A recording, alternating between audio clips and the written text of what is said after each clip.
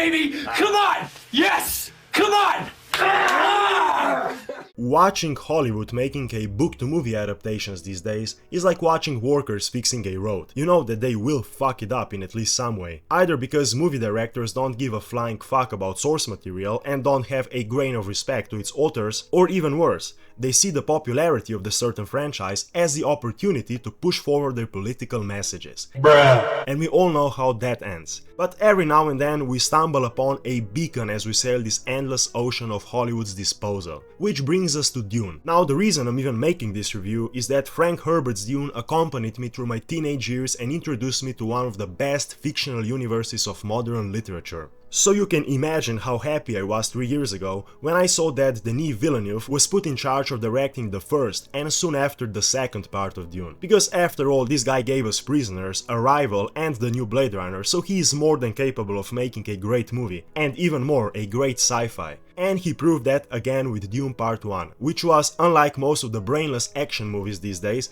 a well thought out slow burner, and what most people didn't realize, served as an introduction to the magnificent spectacle that is Dune Part 2. Let me get this out of the way first. Dune Part 2 is brilliant. Cinematography, art direction, acting, soundtrack are all fucking amazing, and most definitely a few levels above almost everything that modern film industry has to offer. Now, I wouldn't exactly call it a overwhelming masterpiece since it has its problems, even though that there are pretty minor ones, and I will talk about those later. But before we get to the meat of this video, let's do a quick plot summary first, without any major spoilers, so this won't be a half an hour deep dive or anything like that. Since I want to post this video as soon as possible, I won't go mad on editing and I will use the trailers for this film as a background. Dune Part 2 starts right where the first movie ended. Paul and his mother Jessica fled to the desert after a bloody conspiracy by House Harkonnen and the ruling House Corino against the House Atreides. They are both adapting to the desert life and Paul is quickly gaining respect among Fremen, while Jessica starts planning his comeback as a messiah who will lead Fremen to the paradise. But Paul is torn apart and doesn't really want that because he knows what kind of consequences this endeavor can have for the entire known universe and for himself, since he is slowly falling in love with Chani. While Paul and Stilgar's army of Fremen successfully fight against Harkonnen oppression in the north of the Arrakis and are causing them some serious losses, Jessica, now the Reverend Mother, travels south and spreads the word about the coming of Messiah. But this word also reaches the ears of Emperor and his daughter, who is slowly starting to suspect that House Atreides might not have said its last word yet. The tensions between Fremen and Harkonnen troops on the north keep rising, and Rabban, the Baron's nephew,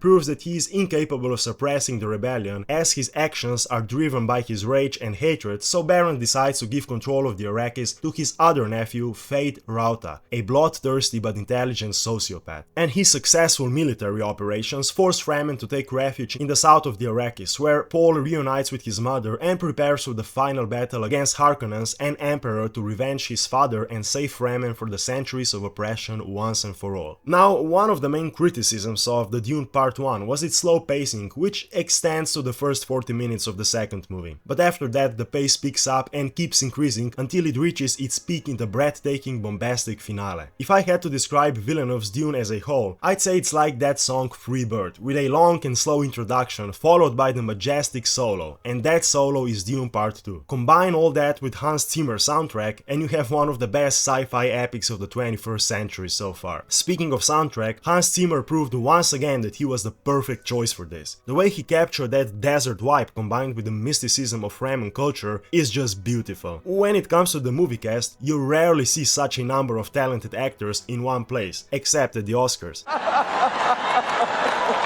And the latter shows itself when it comes to performances. Timothée Chalamet, whether you like him or not, is a talented actor, and he confirmed that again in Dune Part 2 as Paul Atreides, who had to turn into a brave leader from the teenage boy that he was in the first film. Javier Bardem, Rebecca Ferguson, Josh Brolin and Stellan Skarsgård are all amazing, but the performance that really stole the show for me was that of an Austin Butler. Holy shit, was he amazing as the Fade Rauta, and he proved that he is more versatile actor than I thought he was. However, the biggest concern concern I had about this movie was what will it do with the character of Chani played by Zendaya, and if I'm completely honest, I have to say that my concerns were justified to some extent. If you're a fan of the book, you know that Chani wasn't as impulsive and rebellious. Of course, she had her doubts and concerns about Paul's actions, but she always remained supportive of him and didn't have the emotional outbursts shown in the movie. But at the end of the day, Zendaya still did a pretty good job, and the problems I mentioned weren't immersion breaking by any means. The cinematography here is just as amazing as it was in the first movie. The scenes on Gidi Prime, the home planet of Harkonnens, were in black and white, which was an amazing art decision from Villeneuve, and it really captured that cruel, brutal and heavy industrial vibe of this planet, and Harkonnens culture as a whole. Once again, Dune proved that the practical effects still rule if you know how to use them,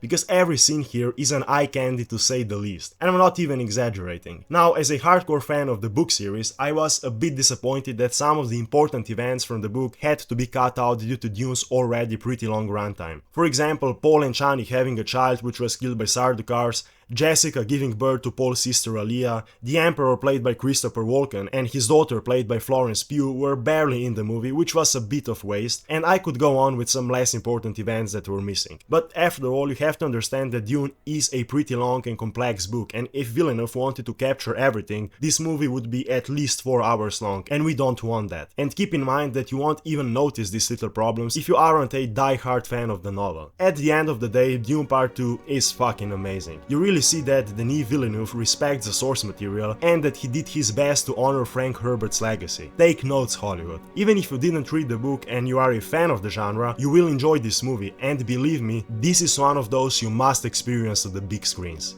Thanks for watching.